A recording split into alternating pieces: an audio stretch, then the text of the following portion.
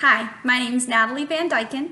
I'm a student at Southwestern Assemblies of God University, and today I will be providing a book review of Eugene Peterson's work, A Long Obedience in the Same Direction.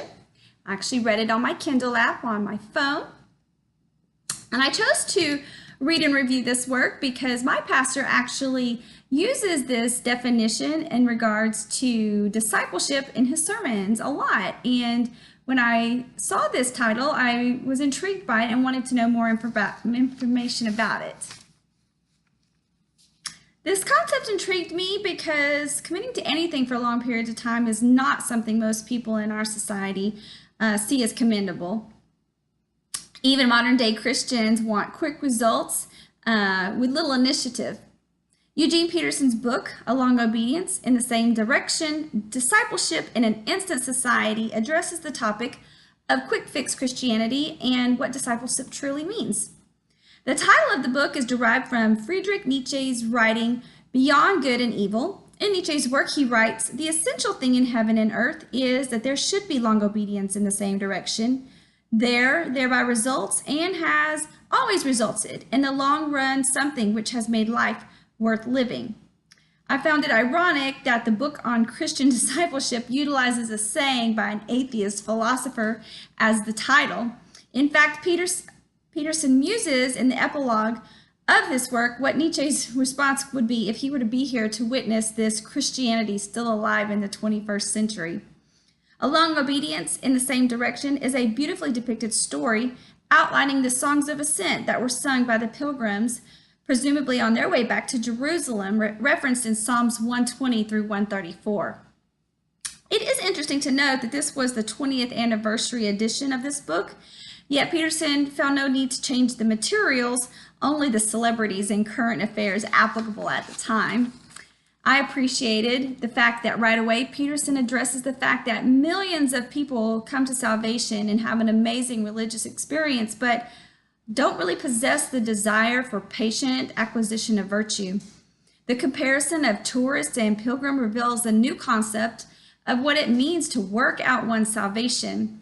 We are, as he states, in an apprenticeship, learning to be like Jesus, not a classroom learning concepts about Jesus. Thus, the songs of ascent provide a melodic picture of what the journey of discipleship is. Each chapter encourages the modern Christian pilgrim to persevere in discipleship with a repentant heart in worship, service, help, security, joy, work, happiness, hope, humility, obedience, and community. I received several key insights from reading A Long Obedience in the Same Direction that I believe have helped me to grow in my walk with Christ as well. First, in chapter 13 on humility, Peterson addresses the temptation in Western civilization to be consumed with ambition. It is true we are taught to improve ourselves by whatever means necessary, take care of us first, and be the best on top no matter what the expense. Also, the mindset that what are you going to be when you grow up is what we're taught from children, and this mindset, though it seems harmless on the surface, really dismisses any consideration for what is God's purpose for our lives. Peterson urges it is difficult to recognize unruly ambition as sin because it has a superficial relationship to the virtue of aspiration. It's all about motivation, though.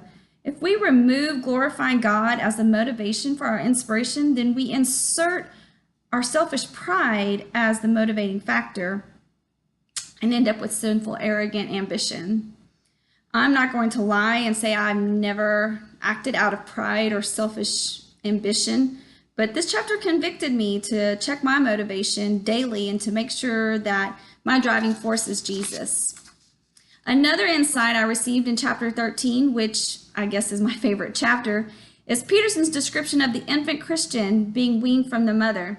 The fact that God does not want us to be, as Peterson states, neurotically dependent on Him, but willingly trustful in Him does not happen overnight.